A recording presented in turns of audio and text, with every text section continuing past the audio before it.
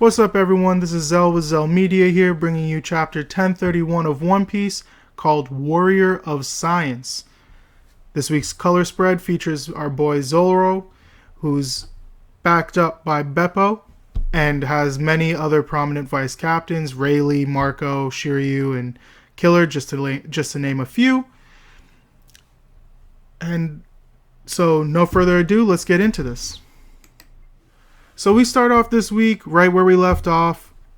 Big Mom has been buried in steel bars and a bunch of other rubble, and Law is taking the quick breather that they have to ask about Kid's awakening, to which Kid promptly shuts him down and reinforces to the fan base that he still thinks of the Alliance as a banding of enemies for a collective purpose, and so he doesn't want to reveal his fruit's powers, but they also get met with something a bit more important as Big Mom recovers and is able to get out of the rubble with no problem, but she then takes it upon herself to acknowledge them, saying that they did cause her quite a bit of trouble and that she hasn't been hurt like that in a while.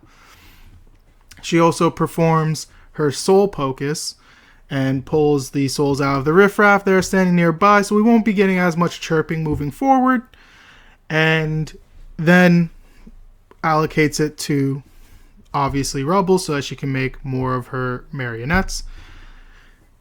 And then she does something that's kind of weird, which might be a version of her awakening. We don't really know how her fruit works perfectly yet, but I think it could be a way that she could be awakened or showcase her awakening. She takes a year from her own life and uses it to empower herself, which is pretty surprising, to be completely honest. I didn't know that was something that she could do. I guess that's always something that we could have thought about, but it was not something I was expecting for certain.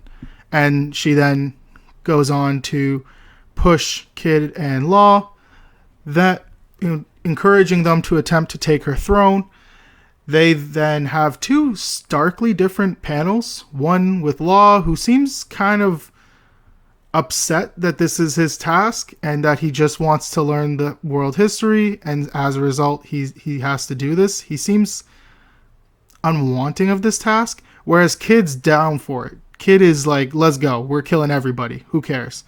And this kind of makes me think more towards Law no longer wanting to be the Pirate King. I think his dreams are going to fall short of that. So it's interesting. And it definitely gives us a good insight into the characters. It's after this that we transfer over to the cave chamber, where Yamato wastes zero time breaking through and absolutely dispatching of every credible threat there was, as she runs towards the second basement. We start off with Drake and Apu starting to fight. Drake reveals what Apu's fruit does and how it works. It's sight-based, which we would kind of assumed by now, but the fact that he's caught on ensures to us what Apu's fruit can do. He then goes to attack Apu and is met with instead Yamato breaking through the door. She then low diffs the heck out of Drake, tossing him aside as he says that he is no longer on the side of the Kaido army, and she's like, great, and keeps running and leaves everything to Drake. So that was great. We then move over to Robin and our boy Brook, and Brook he's out of there. He's not trying to waste any time. He jumps away. He informs Robin that they encountered them in Dressrosa, and Robin tells him more about the CP0 agents who are currently stalking them from behind, destroying minks as they go. And she informs them that they are actually quite powerful, and they're monsters in their own right, which is awesome because we want CP0 to be a credible threat. We don't want them to just be like a bunch of spandoms, because that would be horrible. And like, Who wants that? I am personally hoping that Usopp gets a fight against a CP0 agent or something like that, because he really didn't have any fights this arc, and I'd really like to see him get at least a small victory, if any at all. We then move forward to what I deem the most important part of the chapter. Sanji's kicked a woman.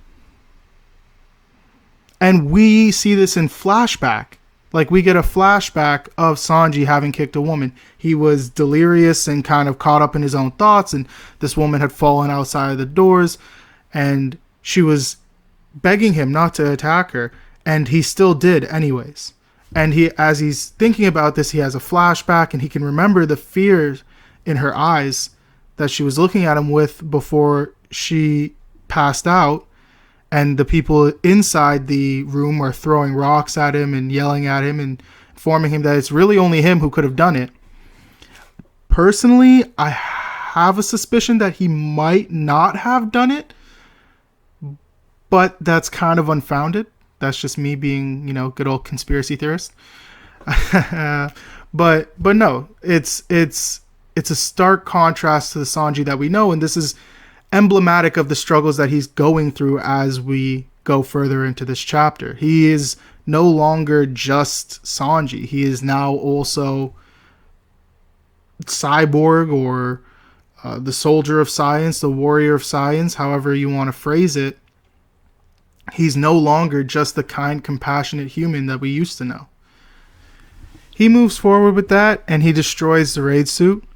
I think this is an outstanding moment for Sanji, because while he's going through it, he's really thinking about how Luffy would feel.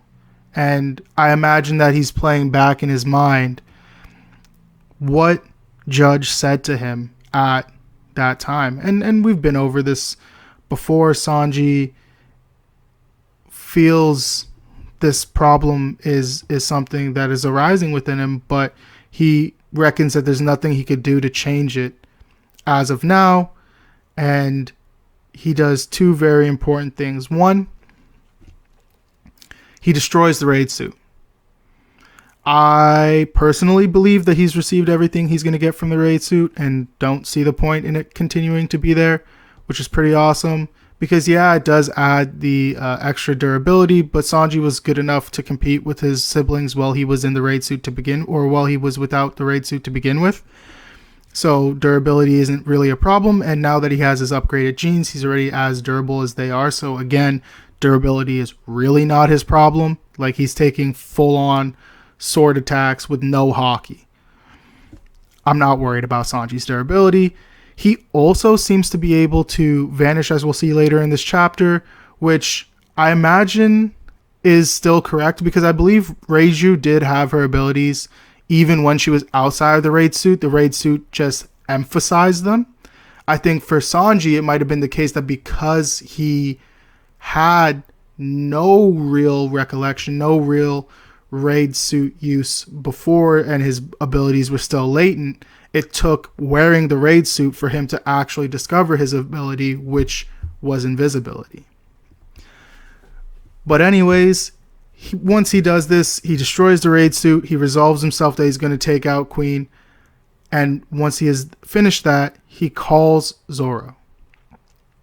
And this is huge, because we always have the toxic fights in the community about who's better, Zoro or Sanji, who's stronger, Zoro or Sanji, and obviously the answer is Zoro. Like, there's no way Sanji beats Zoro 10 out of 10 times. I personally think it's an extreme diff fight for Zoro versus Sanji, and I think it's the same if you were to go, well, that's a different argument, and we're not really going to get into that. Personally, I think everyone knows that Zoro is stronger than Sanji, and Sanji, I believe, knows that Zoro is stronger than him.